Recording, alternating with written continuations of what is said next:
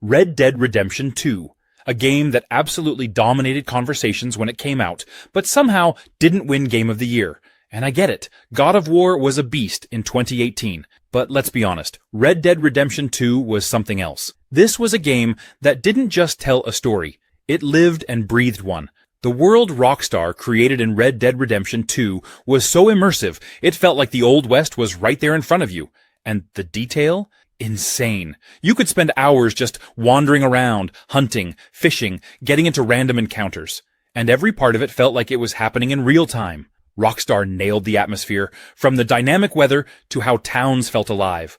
Even your horse had personality. People get so attached to their horses like it's a real companion. Now, the story is where the game really shines. Arthur Morgan? Easily one of the most complex, well-written characters in gaming. His whole journey of redemption, loyalty, and questioning his place in the gang gave players an emotional roller coaster. The game nailed that perfect blend of realism and fun. The way the world reacts to your choices, whether you're being honorable or wreaking havoc, makes every playthrough feel personal and unique. In the end, Red Dead Redemption 2 deserved all the praise and then some. It was more than just a game. It was an experience. The fact that it didn't win Game of the Year is still something people talk about, because it left such a lasting impact. The Crew 2. This is a game that feels like it was made for anyone who's ever looked at a car, plane, or boat and thought, yeah, I could probably do some wild stuff with that. It's not just about driving. It's about the thrill of being unleashed on an enormous open-world playground and turning it into your personal motorsports festival, whether you're tearing through city streets in a hypercar, skimming over water in a speedboat, or pulling off insane aerobatics in a stunt plane. The Crew 2 doesn't just invite you to go big, it practically demands it. This game doesn't hold back when it comes to variety. One moment, you're weaving through traffic in downtown Los Angeles, and the next, you're roaring across the Mississippi River in a powerboat. And the best part? You can switch between vehicles on the fly. It's a seamless transition that adds so much personality to the experience. Want to launch off a mountain in your car, switch midair to a plane, and finish by landing in a river as a boat? The freedom here is absolutely unhinged in the best way possible. The map is massive, covering a condensed version of the United States. It's not just about the size, though. It's about how alive it feels. Highways stretch endlessly, countryside sprawls out invitingly, and cities buzz with a certain kinetic energy. Each location feels distinct, and the way the environments cater to the vehicles you're using is incredibly satisfying. Flying over the Grand Canyon or speeding across the swamps of Florida gives every type of vehicle its time to shine.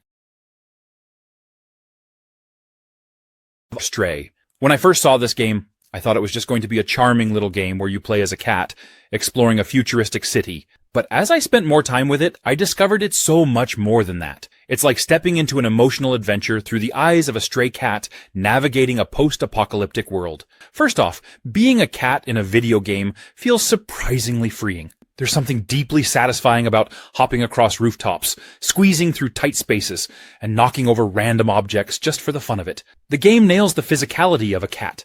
Every move feels so fluid and lifelike. It makes you think about how the world looks from their perspective, so close to the ground, yet always agile and in control. The world building in Stray is amazing. It's this blend of cyberpunk and decay, full of neon lights and towering buildings, but also a deep sense of isolation. The city itself feels alive, not in the way you'd expect, but more like it's holding its breath. You meet these small robots along the way, and they're oddly human in their interactions with you, despite being machines. They add a lot of heart to the game. There's a sense of community among them, and you can't help but feel drawn into their lives. The story unravels slowly, but it's layered with meaning. It touches on themes of companionship, survival, and hope in a broken world. The bond you develop with the small drone B-12 is touching in a way I didn't expect. It's funny how a game about a cat, without any dialogue from the main character, can be this emotional.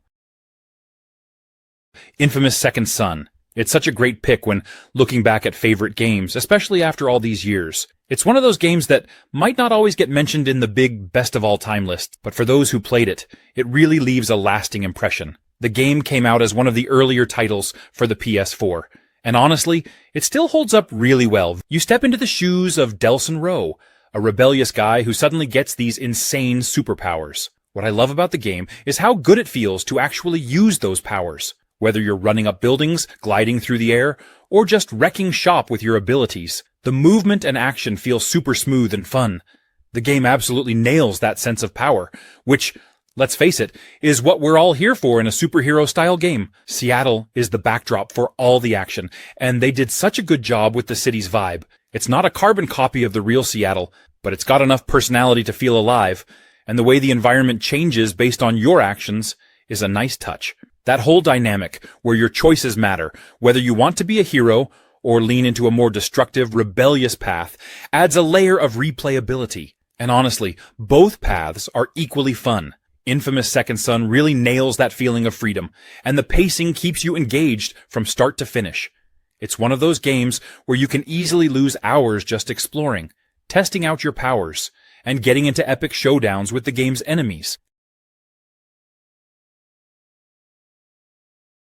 Assassin's Creed Valhalla. Imagine taking a trip back to the Viking era, where you're not just any Viking, but Eivor, a fierce warrior ready to carve their own legend.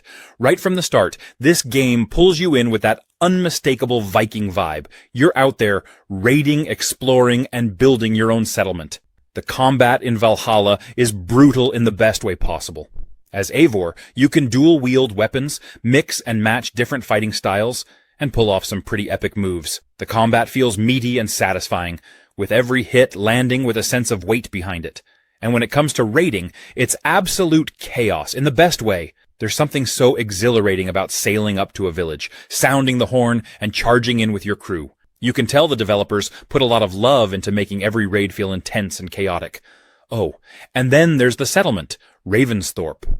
This place becomes your base of operations, and building it up feels incredibly rewarding. As you raid and gather resources, you're constantly adding new buildings and unlocking cool features. The settlement is full of life, with characters you actually care about. It's not just a place you go to between missions. It becomes a little slice of home for Eivor and the crew. You'll spend time upgrading the blacksmith, brewing with the tattoo artist, and even feasting with your fellow Vikings. There's this sense of community that feels genuine and makes you want to see Ravensthorpe thrive. If you're a fan of Norse myths, Valhalla has you covered.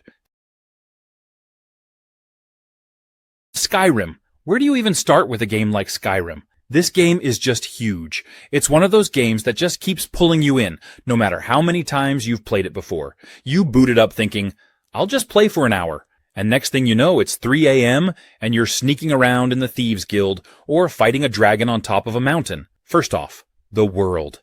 It's absolutely massive and it feels alive, from the snowy peaks of the Throat of the World to the rolling plains of Whiterun. Every part of Skyrim feels like it has its own story to tell. And the fact that you can go anywhere, do anything, it's such a freeing experience. Like, if you see a mountain in the distance, you can actually go there. And you never know what's going to happen along the way. Maybe you run into a giant, or you stumble upon some hidden cave with its own little quest line. It's just endless discovery. The combat, well, it's classic Skyrim. It's not about being super fancy or fast-paced, but it's about choice. You want to swing a giant axe? Go for it. Prefer sneaking around with a bow or dual-wielding daggers? Totally doable. Or maybe you want to go full wizard, summoning flames and raising the dead. Whatever your style, the game lets you play exactly how you want. And speaking of choice, the quests are insane. Sure, there's the main story about you being the Dragonborn with the whole saving the world thing. But honestly, the side quests are where it's at. You can get caught up joining the Dark Brotherhood and becoming an assassin, or leading the companions and becoming a werewolf. Fallout 4. This game is all about exploring a massive, post-apocalyptic world filled with adventure, surprises, and the freedom to forge your own story. Right from the start, you're stepping into a world that feels alive. Well, as alive as a wasteland can be. You emerge into this beautifully ruined version of Boston, and there's this sense of mystery about what happened, who survived, and how you'll carve out your place in it. One of the best parts about Fallout 4 is just how much freedom you have. Want to be a hero, saving settlements and helping people out? Go for it. Prefer to be more of a lone wanderer, exploring every nook and cranny at your own pace? You can totally do that too. The game really lets you make those decisions and watch as the world reacts to you, which makes it feel super personal. And the combat? Super satisfying. You can target specific body parts on enemies, which gives battles a bit of a strategic twist. Whether you're up against raiders, mutated creatures, or robots, every fight keeps you on your toes. And the weapon variety is massive. You can go from a simple pipe pistol to a full-blown laser rifle. Whatever fits your style. Plus, there's so much to discover. Every abandoned shack, rusted-out car, and hidden bunker has a story, whether it's in the form of an old journal, a skeleton in an odd place, or a stash of supplies that makes you wonder who left it behind. Fallout 4 is full of these tiny details that make the world feel rich and layered, like you're uncovering secrets at every turn. Sleeping Dogs Definitive Edition. This game is seriously underrated and deserves way more love. Imagine an open-world action game set in the bustling streets of Hong Kong, where you play as an undercover cop tangled up in the city's dangerous criminal underworld. It's like GTA, but with a unique twist that really sets it apart. And let's not forget the driving. Sleeping Dogs has some of the most fun driving mechanics out there. It's super arcadey, and you can do crazy stunts, hijack cars on the go, and even ram other cars off the road. There's something so satisfying about zooming through the city, dodging traffic, and knowing you can hop out at any time to start a fistfight. The city is alive with neon lights, crowded markets, and tons of little side activities that make it feel so authentic. You can go sing karaoke. Yes, karaoke. Try your luck at street races, or just cruise around and soak in the atmosphere. The developers did a fantastic job capturing the vibe of Hong Kong, and it's a city you actually want to explore. One of the best parts of Sleeping Dogs is the hand-to-hand combat. It's like a martial arts movie come to life. You're throwing punches, countering moves, and using your environment in the coolest ways. You can slam enemies into fish tanks, toss them off balconies, and even use random objects around you to gain the upper hand. So, if you're into action games with a great story and a city that feels alive and vibrant, Sleeping Dogs Definitive Edition is absolutely worth checking out. Horizon Zero Dawn. You ever play a game that completely pulls you into its world and makes you forget time exists? From the very start, it hit me with its vast open world and beautiful landscapes. It's like stepping into a future where nature and machines are in this strange yet fascinating balance. The contrast of lush forests, snowy mountains, and decaying remnants of the old world just blew me away. I'd find myself stopping, not to complete a mission, but just to take in the view. What really pulled me in was Aloy, the main character. She's strong, independent, and driven, but still relatable.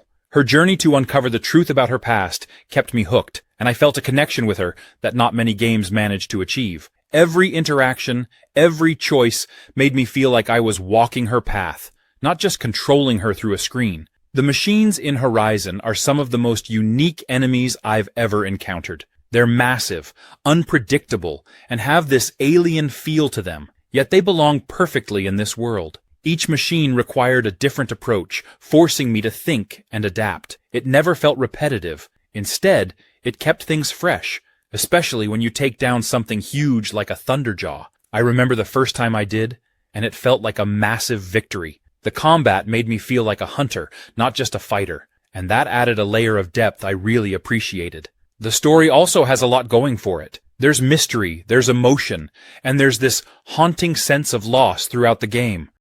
Days Gone. I'll admit, when I first heard about it, I wasn't expecting too much, but once I started playing, I got hooked. It's one of those open-world games where you get so lost in the world that hours just fly by. And let's be real, who doesn't love a good post-apocalyptic story with zombies? Or I guess freakers in this case. The thing that stands out to me the most is the world itself. Oregon, but post-apocalyptic. It's both beautiful and terrifying at the same time. You're riding your bike through these gorgeous landscapes, like snow-capped mountains and dense forests, but you know danger is lurking around every corner. It's such a cool mix of peaceful and intense. I remember just cruising down the highway at sunset, only to get ambushed by a freaker horde or a pack of wolves out of nowhere. Speaking of the bike, Days Gone really makes it feel like your best friend. I know it sounds weird, but you're constantly upgrading it, maintaining it, and using it to get out of some really tight spots. Running out of gas in the middle of nowhere, with freakers closing in, is one of those moments where you're like, okay, this is serious. But when you've got your bike tuned up and ready to go, it's an absolute blast to just ride through the wilderness, wind in your hair, dodging obstacles and escaping enemies. And then there's Deacon. I didn't expect to get so attached to his story, but as the game went on, I really started to feel for the guy. The freaker hordes, though, insane. The first time you run into one, it's pure panic. I'm talking hundreds of freakers coming at you all at once, and you have to figure out how to take them down. Mad Max. So, I recently had the chance to spend some time with Mad Max, and let me tell you, it's an experience that truly stands out. The game captures the raw, gritty essence of the Mad Max universe so well that it feels like you're right in the heart of that post-apocalyptic wasteland. One of the first things that hit me was the attention to detail in the environment. The desolate landscapes and towering sandstorms are crafted with such precision that they almost feel alive. It's like every corner of the world has a story to tell, and exploring it becomes an adventure in itself. Upgrading and customizing your car, the magnum opus, is an absolute blast. There's something incredibly satisfying about tearing through enemies with a fully upgraded, heavily armed vehicle. And the thrill of high-speed chases and explosive battles really keeps you on the edge of your seat. The narrative is another strong point. Max's journey, filled with intense personal struggles and high-stakes encounters, is engaging from start to finish. It's not just about surviving. It's about finding purpose in a world that's gone mad. The characters you meet along the way, each with their own quirks and backstories, add depth to the story. What's more, the game does a great job of balancing action with exploration. There's always something to discover, whether it's hidden loot, side quests, or just interesting details in the environment. It encourages you to take your time and really soak in the world around you. The combat mechanics are solid. Devil May Cry 5. This game is just pure action-packed insanity. From the second you start, it's all high-energy, over-the-top combat, with Dante, Nero, and V, just going off in their own badass ways. The combat is smooth as hell, and juggling demons in the air while pulling off combos? So satisfying. I mean, it makes you feel like you're some rockstar demon hunter every second you're playing. And can we talk about the characters for a second?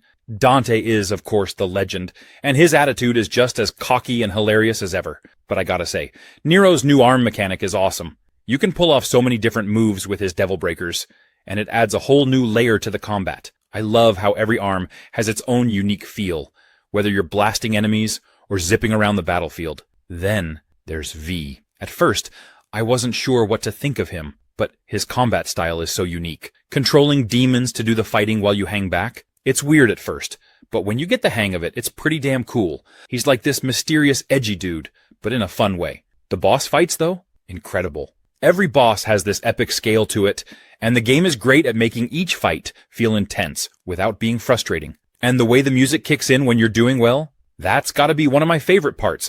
The dynamic soundtrack literally gets better the more stylish you get, so it's like the game is rewarding you for being awesome. Honestly, DMC5 has some of the tightest, most fluid combat I've ever played in an action game.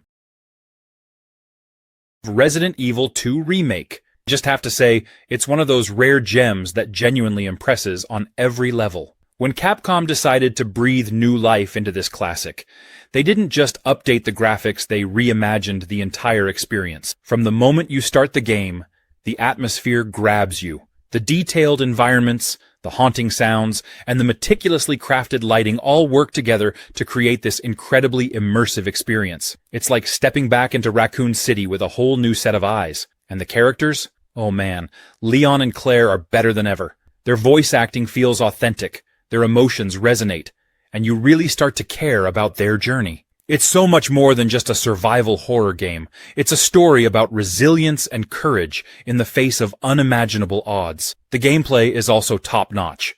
The over-the-shoulder camera is such a brilliant choice. It adds a layer of tension and immediacy that makes every encounter with a zombie or licker feel intensely personal. And those moments when you're low on ammo, frantically searching for a safe room, they're the stuff of pure adrenaline. What's really impressive is how the remake pays homage to the original while still offering something fresh. The puzzles and level design have been updated, but they maintain the spirit of what made the 1998 version so special. It's like rediscovering an old friend who's now even cooler and more complex. Dying Light. You know, there's something about Dying Light that just pulls you in. It's not just another zombie game. And trust me, I've played my share. What really grabbed me when I first picked it up was the way it mixed parkour with zombie survival. I mean, You're not just running from zombies, you're vaulting over fences, climbing buildings, and pulling off these crazy fluid parkour moves that make you feel like you're actually there. It's like the city is your playground, but with the constant threat of the undead breathing down your neck. That mix of freedom and fear, it's exhilarating. And the city of Heron? It's gritty, dirty, and oozing with atmosphere. During the day, you're mostly dealing with the slow, lumbering zombies, and you start to feel kind of bold, like, yeah, I got this. You're scavenging, crafting weapons, taking out a few zombies here and there, feeling pretty good about yourself. But as soon as night falls, it's like the game flips the script. You go from being the predator to the prey. Those volatiles, they still haunt me, honestly. The first time one spotted me, I panicked and barely escaped. The night cycle adds this whole other layer of tension, making you think twice before staying out too late. One of my favorite things, though, is how the game encourages creativity. You're not just limited to using guns or blunt objects. No, you can modify weapons, throw firecrackers to distract the undead, or set traps. I remember finding a baseball bat and modding it to electrocute zombies. Ghost Recon Breakpoint. Ubisoft had a pretty solid reputation with the previous game, Ghost Recon Wildlands, so expectations were high for this one. But when Breakpoint dropped, it was met with a ton of criticism. People were upset with everything, from the bugs and glitches to the live service elements and microtransactions. Some felt the game had drifted too far from what made the Ghost Recon series great, tactical, squad-based military action. A lot of the backlash was around the game's focus on looter-shooter mechanics. Fans of the series weren't too happy about the addition of gear scores and loot systems, which felt more like something out of the Division rather than a tactical military shooter. That shift towards a more RPG-like system was jarring for longtime fans, and many felt it took away from the realism and immersion they loved about the franchise. Another big complaint was the lack of AI teammates at launch, which had been a staple in past Ghost Recon games. Instead, you were forced to play solo or with real players in co-op, and that left some players feeling like the experience was incomplete. But here's the thing. Ubisoft listened to the feedback. Over time, they patched the game, added new features, and really worked to improve the overall experience. AI teammates were eventually brought back, and many of the issues with bugs and balance were addressed. The game today is a much better, more polished version than it was at launch. Despite the rough start, Breakpoint offers a lot for fans of tactical shooters. Guardians of the Galaxy. This one's interesting because it kind of had everything going for it, but for some reason, it didn't hit as big as people expected at launch. I mean, you've got one of the most beloved Marvel teams, a great developer, Eidos Montreal, and a focus on single-player storytelling, which is something a lot of people were craving, but when it dropped, it just didn't make the splash it should have. So, what happened? Well, for one, people were still feeling the aftershocks of Marvel's Avengers. That game didn't really land well with fans, and it made a lot of people skeptical about Guardians. Folks saw another Marvel game and thought, here we go again with another live service mess. Even though Guardians of the Galaxy is nothing like that. It's a totally single-player, story-driven experience with zero microtransactions or live service elements. But it got lumped in with Avengers, and that hurt its initial reception. Now let's talk about the controversial stuff. The characters. Some fans were thrown off because the game's versions of Star-Lord, Gamora, and the rest of the crew didn't look or sound like their MCU counterparts. If you're used to Chris Pratt as Star-Lord, or Zoe Saldana as Gamora, it might take you a second to adjust to these new interpretations, but once you do, you realize they're actually great. The writing is sharp, the dialogue is hilarious, and the chemistry between the Guardians is spot on. It feels like you're right there with them, and the banter between the team is one of the best parts of the game. The combat also got mixed reactions. Some people found it a little chaotic at first. Shadow of the Tomb Raider. For some reason, it didn't get the love it deserved when it first came out. I mean, Lara Croft is a gaming icon, and the rebooted trilogy had been going strong, but when Shadow of the Tomb Raider dropped, kind of flew under the radar for a lot of people, but honestly, this game is way better than its reputation suggests. Well, a lot of it came down to timing. Shadow of the Tomb Raider launched during a crowded time, with some big AAA games releasing around the same period, so it got overshadowed. Plus, some critics said it didn't do enough to innovate from the previous two games. People expected something groundbreaking after Rise of the Tomb Raider, but instead, they got a game that felt more like an evolution than a revolution. But here's the thing, what's so bad about sticking to a formula that works? The story, for example, is actually pretty deep. And let's not forget the world building. Shadow of the Tomb Raider has some of the most beautiful environments in the entire series. From dense jungles to hidden tombs, the game is visually stunning. The tombs themselves are more complex and rewarding than before, with some really creative puzzles that feel satisfying to solve. If you love the exploration and puzzle-solving aspects of Tomb Raider, this game nails it. Combat also feels more refined. Sure, it's not the focus as much as it was in the earlier reboot games, but that actually works in the game's favor. Shadow of the Tomb Raider encourages stealth and strategy over pure action, which fits the tone of the game.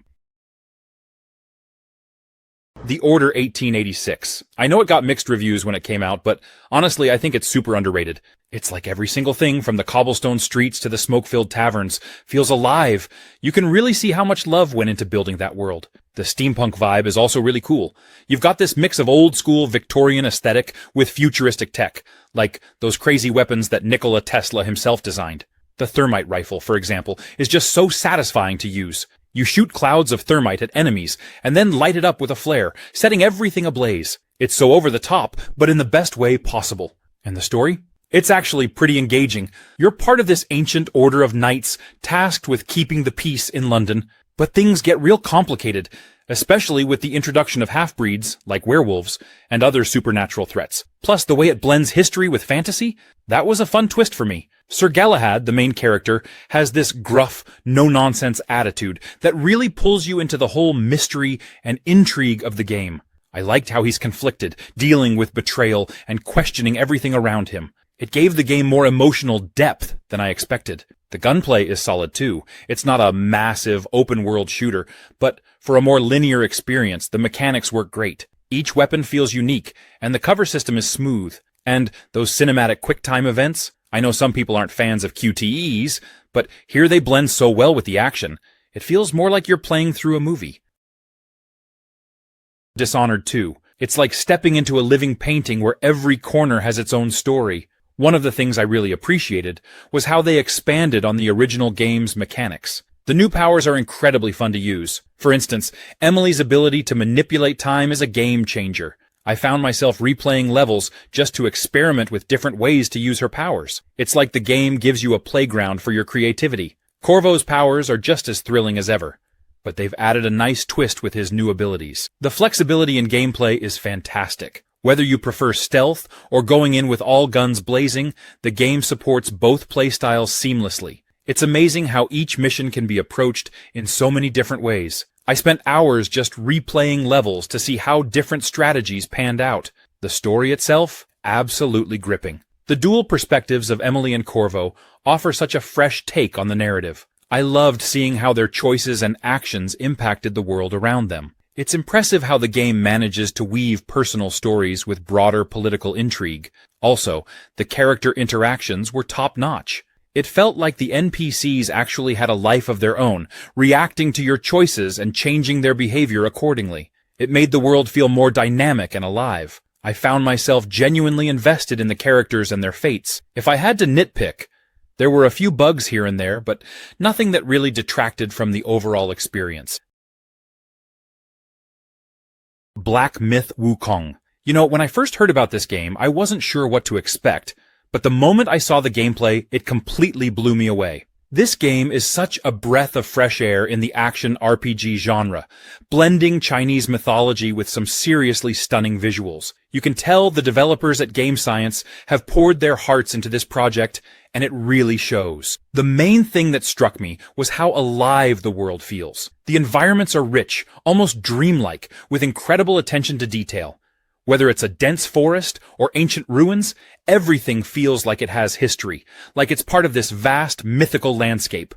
And don't even get me started on the creature designs. Some of these enemies look straight out of Legends, but with a fresh, modern twist that makes them both terrifying and beautiful. As Wukong, you have access to a lot of cool abilities, and it's not just about fighting. There's a real sense of strategy involved. You can transform into different creatures and use their powers to outsmart enemies, which adds such a dynamic element to combat. It's not just about mashing buttons, but thinking on your feet. Every battle feels intense, like you're actually facing off against these legendary foes. But it's not all about combat. The story itself seems to be really captivating, diving deep into the lore of Journey to the West. The way the narrative is woven into the gameplay with cutscenes and dialogue really draws you in.